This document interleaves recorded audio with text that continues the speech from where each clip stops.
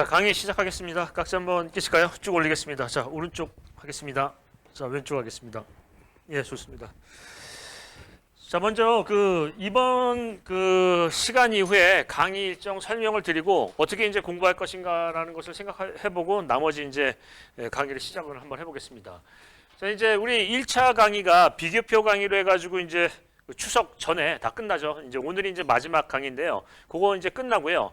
추석 이후에 이제 본 강의가 한번 개강을 해서 2차 강의가 들어가고요.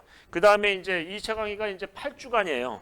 비교적 짧은 시간 내에서 11월 말에 끝나고요. 그 다음에 12월, 1월 두 달간 해가지고 시험 준비하고 시험장에 가는 거죠. 그래서 2차와 3차로 이제 나눠져 있는데 2차 강의는 이렇습니다. 처음에는 이제 실전 강의 9시부터 4시간 동안 실전 강의를 할 건데 용어 정의를 할 거예요. 이걸 왜 이렇게 하냐면 자, 이렇게 한번 보겠습니다. 기술사 시험에서 가장 확실한 방법은 뭐냐면 나만의 답안지를 만드는 거예요. 나만의 답안을 만드는 거예요. 답안을 만드는데 가장 확실한 건 뭐냐면 단답형으로 만드는 거예요. 논술형으로 만드는 것보다 단답형을 만들고요. 단답형을 양쪽으로 이렇게 좀 펼쳐놔서 좀 내용을 더 많이 하면은 서술형이 되겠죠. 그래서 단답형을 제대로 정리해 놓으면 빨리 어떤 결과를 낼 수가 있어요. 그러면 여러분께서는 이제 실전 강의를 다음 2차 때는 어떻게 하냐면 오전에 4시간 동안 실전 강의를 할 건데 이번 시험에 나올 만한 것만 찍을 거예요. 예를 들자면은 다 할 수는 없는 거고요. 자, 이런 얘기를 하죠. 내가 혼자 독학을 하려고 그러면은 처음에 용어 정의나 이런 거를 단답형으로 하면 처음에는 집중력이 높아요. 아, 공부를 열심히 해야 되겠다. 근데 넘어가면서 집중력이 떨어져요. 왜 그러냐면 이게 나올지 안 나올지 모르거든요. 이게 안 나올 것 같아요. 근데 이거를 이렇게 공부해서 되느냐? 그리고 이제 예를 들어서 그거를 공부를 하다 보면은 전혀 예상치 못한 데서 시험 문제가 나온다는 거죠. 그래서 어떤 부분이냐면 시험에 나올 만한 부분만 찍어서 공부를 할 거고요. 별표를 쓸 거예요. 이거는 중요도가 별표 3개, 이건 2개, 1개. 그러면 여러분께서는 어떻게 공부하시냐면 별표가 많은 거, 즉 한 번에 어떤 카리큘럼에 별표가 3개 정도 되는 게 2개에서 3개 정도 나올 거예요. 그럼 뭐 한다? 정리를 한다. 나만의 답안을. 그거 정리하시면 돼요. 그게 나온다. 그리고 분명히 얘기를 드리지만 이번 시험에 왜 이게 중요한지는 얘기를 드릴 거예요. 예를 들어서 3년 동안 한 번도 출제가 안 됐다. 예를 들면 이렇게 얘기를 하죠. 자, 혼화재료에서는 시험 문제가 한 문제 정도는 나오는데 예를 들자면 그런데 기존에는 뭐 조강재가 나오고 뭐가 나왔다. 이번에는 한 번도 안 나온 게 유동화재인데 유동화재에서는 그래서 나올 확률이 상당히 높다 하는 근거 제시를 할 거예요. 왜 근거 제시를 하죠? 답안의 집중도를 높이려고 하는 거예요. 아, 이게 나올 것 같으면은 정말 공부하기가 이제 집중도가 높아지고 공부할 때 어떤 목표가 생기죠. 이게 안 나올지 나올지를 모르면 뭐 한다? 이 집중도가 떨어지는 거예요. 그래서 이 2차 강의 때는 이 오전에 하는 처음 이제 9시부터 1시까지 하는 강의는 뭐냐면 중요한 어떤 문제의 단답형에 대해서 내가 정리를 하게끔 그거를 설명을 드리는 거예요. 이거 나올 수 있다. 이게 굉장히 중요하다. 이 문제에서는 핵심은 이거다. 라는 거죠.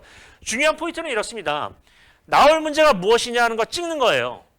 그거 중요하죠. 그걸 제가 하는 거죠. 제가 찍어드려야죠. 아니, 여러분께서 찍기는 좀 어려울 부분이 있어요. 근데 저는 이제 여러 가지 정보도 많고 분석 능력이 있으니까 찍어드린다는 거예요. 그러면 찍었어요. 그 다음에 중요한 건 뭐죠? 붙을 수 있게 쓰는 거예요. 문제를 아는 게 중요한 게 아니라 그 문제를 붙을 수 있게 쓸 수 있어야 돼요. 그 방법도 얘기를 할 거예요. 그래서 2차 강의 때는 여러분께서는 뭘 하냐면 여기에 집중하십니다. 나올 만한 단답형을 정리를 하는 거에 집중하는 거예요. 단답형에 대해서 정리가 되면은 논문형이라는 거는 양쪽으로 좀 늘리기만 하면 돼요. 예, 우리 1페이지의 어떤 도입 부분에서 약간 늘리고 3페이지의 결론, 논리적인 결론을 내면 되는 거니까 이거 약간만 늘리기만 하면 돼요. 그래서 뭘 한다? 나올 만한 문제를 단답형을 정리한다. 여기서는 주안점이 있어요. 어떻게 한다? 처음에는 베껴요. 책을 베끼든지 모범 답안을 베끼든지 예, 우리가 이제 어떤 실력을 올리는 부분 중에 가장 확실한 방법 중에 하나가 뭐냐면 모방이에요. 물론 그게 정답일 리는 없어요. 하지만 모방을 하면서 개선하면서 계속 하다 보면 어떻게 된다? 실력이 빨리 향상될 수 있어요. 그래서 예, 내용은 어떻게 해요? 요거 나올 만한 문제 정리하는 거. 요거 2차 강의의 요게 핵심이에요. 나올 만한 문제의 단답형을 다 정리를 한다 하는 거고요. 그 다음에 이제 정규 강의가 오후에 있는데 여기에 대한 내용이 이제 먼저 강의를 했기 때문에 이 내용과 연관성이 있게 전체적으로 설명을 하면 집중도가 높아지고 이해력이 높아질 거예요. 방금 했던 얘기니까. 이해되세요? 그리고 이런 부분에서 중요하다고 분명히 강조를 했으니까 여기 내용을 들으시면은 거기서 못 들었던 내용도 들을 수 있고 또 전반적인 어떤 연결고리도 알 수가 있을 거예요. 그래서 이렇게 연결하면 학습의 효과가 배가가 된다라는 게 2차 강의의 목표예요. 자, 2차 강의의 목표는 뭐라고요? 나올 만한 문제의 단답형을 정리한다요. 이해되시죠? 3차 강의는 나중에 이제 별도로 나올 거지만 그건 뭐냐면 이제 시험 모드로 본격적으로 돌입을 해서 논문형이 됐던 단답형이 됐던 실제 나올 만한 문제를 계속 트레이닝을 할 거예요. 이해되시죠? 그거는 3차 강의 때 별도로 얘기를 드리겠습니다. 자, 그러면 2차 강의의 목표는 뭐라고요? 나올 만한 문제를 한 장으로 정리한다예요. 이해되시죠? 그 나올 만한 문제가 왜 나올 만한 문제인지를 얘기를 드릴 거고요. 그 다음에 어떻게 한다?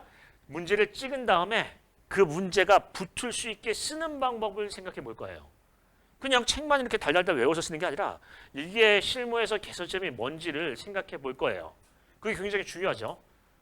붙을 만한 문제 작성 방법을 설명한다 그 얘기예요. 자, 그렇게 이제 정리한다.